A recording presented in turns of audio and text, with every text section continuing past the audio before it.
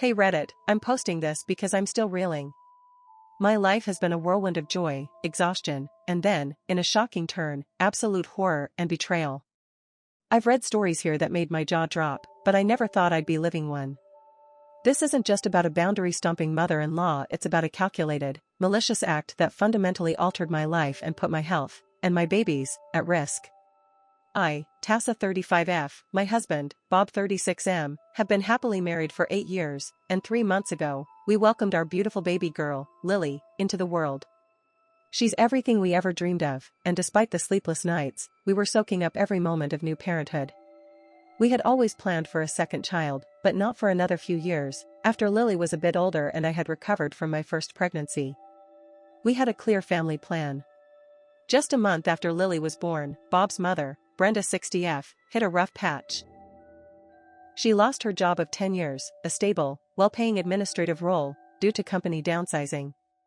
Compounding that, her landlord decided not to renew her lease, and with no job, she was facing potential homelessness. Bob, being the kind-hearted son he is, immediately suggested we invite her to stay with us temporarily. I was hesitant. I barely knew Brenda beyond family holidays, and the thought of a new baby and a live-in MIL was daunting. But Bob pleaded, she has nowhere else to go, Tassa. Just for a few months, until she gets back on her feet. She can help with Lily. I reluctantly agreed, wanting to support my husband and his mother in a tough time. We have a 3-bedroom house, so she could have our guest room. Initially, Brenda's presence was beneficial. She genuinely seemed to want to help. She'd assist with light household chores, cook some meals, and even take Lily for an hour or two so I could get a much-needed nap or a shower. It was a chaotic but manageable adjustment. However, as the weeks passed, Brenda began to overstep. Her help quickly morphed into unsolicited advice, then outright criticism. Tassa, you're holding Lily wrong. Her head needs more support. I'd been doing it for 3 months, and she was perfectly fine. You shouldn't let Lily cry like that. It's bad for her lungs. She was just fussing, and I was trying to teach her to self-soothe for a minute. Are you sure you want to breastfeed? Formula is so much easier, and you'd get more sleep. I had chosen to breastfeed, and it was going well. You're spoiling her with too many cuddles. She'll never be independent. She'd criticize my feeding schedule, my diaper choices, the way I dressed Lily, the temperature of the nursery, even the type of lullabies I sang. It was a constant barrage of passive-aggressive comments, undermining my confidence as a new mother. Bob tried to intervene, gently telling his mom to back off, but she'd just wave her hand dismissively. Oh, I'm just trying to help. I raised you, Bob. I know what I'm doing. The tension in our household became palpable. I felt like I was constantly walking on eggshells, my home no longer a sanctuary but a battleground for my parenting choices. Around the time Lily was 3 months old, Bob and I decided it was time for me to go back on birth control. We had discussed it thoroughly. We were firm about waiting a few years before trying for another baby. I got a prescription for oral contraceptives, and I was incredibly diligent. I set alarms, kept the pack on my bedside table, and never missed a pill. I was meticulous because, frankly, another pregnancy right now was not in our plan, especially with a high-needs newborn and a live-in MIL. About a month into taking the pills, I started feeling off. Unusually fatigued, more so than typical new mom exhaustion. Nausea, especially in the mornings. My appetite changed. I dismissed it as stress, or maybe just my body still recovering from childbirth. But the symptoms persisted, growing stronger. Finally, a deep sense of dread settled in. I bought a home pregnancy test. Took it that evening. 2 lines.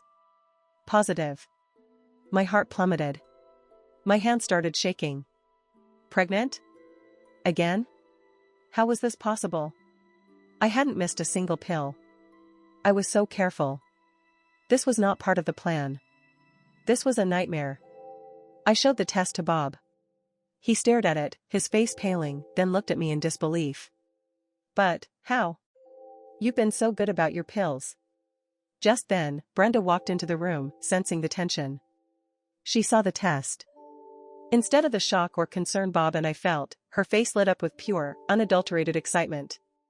Oh, my dears. Another baby. How wonderful. I knew it. A sibling for Lily. This is just marvelous.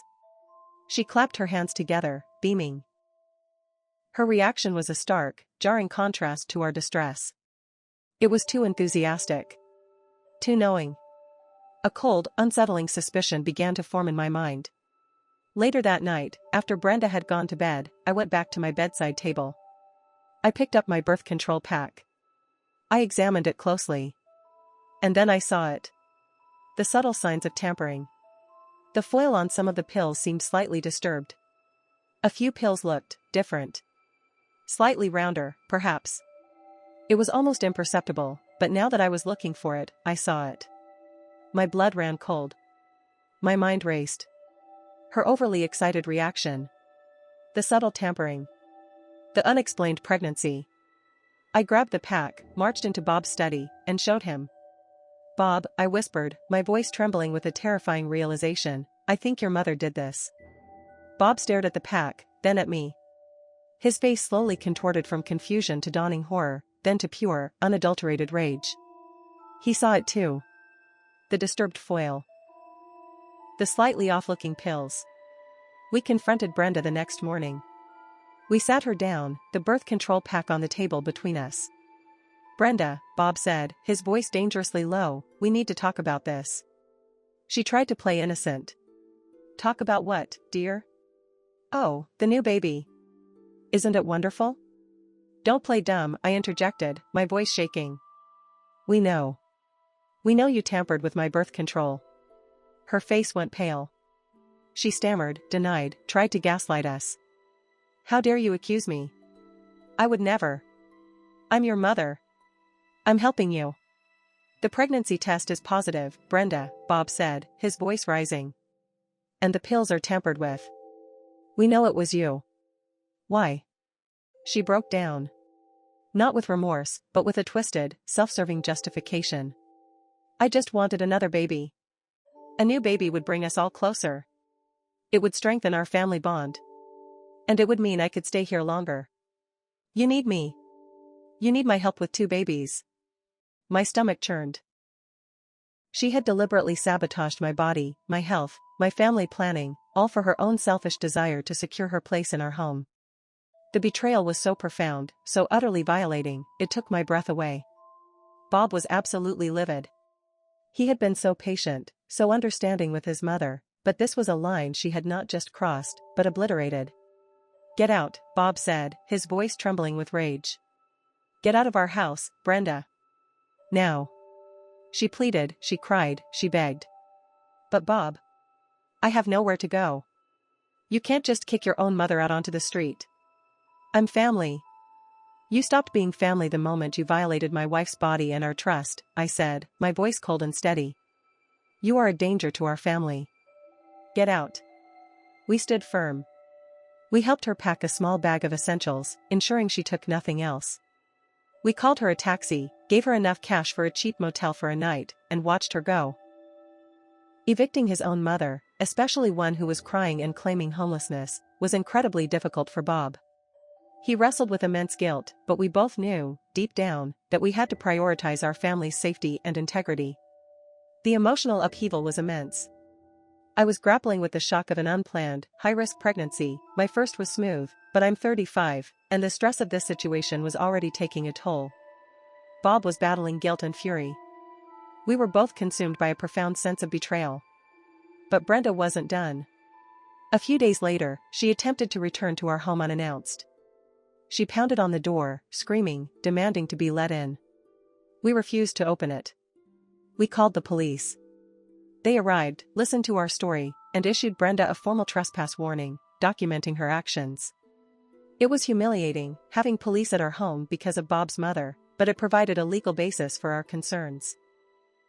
The police officer, seeing our distress, suggested we look into Brenda's background more thoroughly, especially her recent job loss. Something in his tone made us uneasy. Bob started digging. He called Brenda's former employer, initially just to confirm her employment dates for some paperwork. What he learned sent another shockwave through us. Brenda hadn't been downsized. She had been fired. Months before she moved in with us. For theft. She had been systematically stealing office supplies and small cash amounts from the company for months. This revelation was sickening. She had lied to us about everything.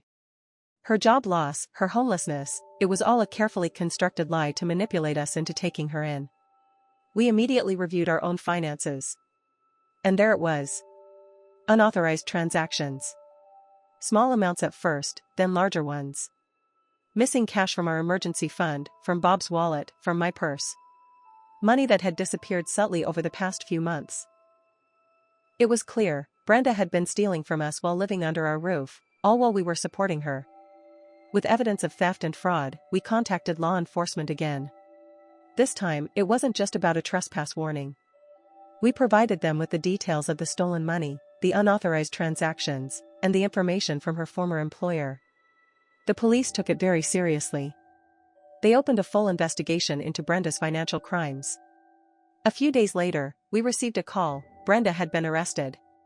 She was facing multiple charges of theft and fraud. The police advised us that, given the evidence, it was likely she would face jail time. We also discussed the birth control tampering incident with the police. While it's a morally reprehensible act, the legal ramifications for tampering with contraception are complex and vary by jurisdiction.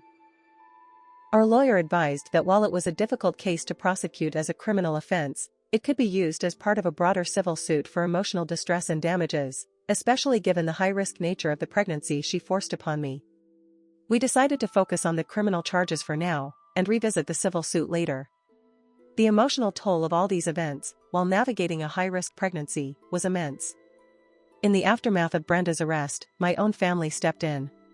My parents, who had been initially shocked by the situation, rallied around us. My mom came to stay for a few weeks, helping with Lily, cooking, and providing much-needed emotional stability. My sister, Emily, drove up every weekend to help out. Their support was invaluable, a stark contrast to the chaos Brenda had brought. Bob and I decided to continue with the pregnancy. Despite the immense stress and the high-risk nature, this baby was still our child, and we would love and protect them fiercely. We focused on my health, on Lily's well-being, and on maintaining strict, absolute boundaries with Brenda. All communication now goes through our lawyers. This harrowing experience has been a brutal, painful lesson in the importance of trust, boundaries, and recognizing the true character of those around you, even family. Brenda's actions were a profound violation, not just of our home, but of my bodily autonomy and our family planning. Her lies, her manipulation, and her outright theft revealed a deeply disturbed individual. Our decision to confront Brenda, to evict her, and to pursue legal action was incredibly difficult, fraught with guilt and emotional turmoil. But it was necessary. It was about prioritizing the safety, integrity, and well-being of our immediate family, Bob, Lily, our unborn child, and myself, over a toxic, manipulative relationship. As we move forward, preparing for the arrival of our second child, our focus remains singular. Creating a safe, loving, and honest environment for our children, free from the chaos, deception, and betrayal that once threatened our family unit. We are stronger now, more vigilant, and more grateful for the genuine love and support we have. This ordeal has been a fire through which we have walked, and though scarred, we have emerged with a clearer vision of what truly matters.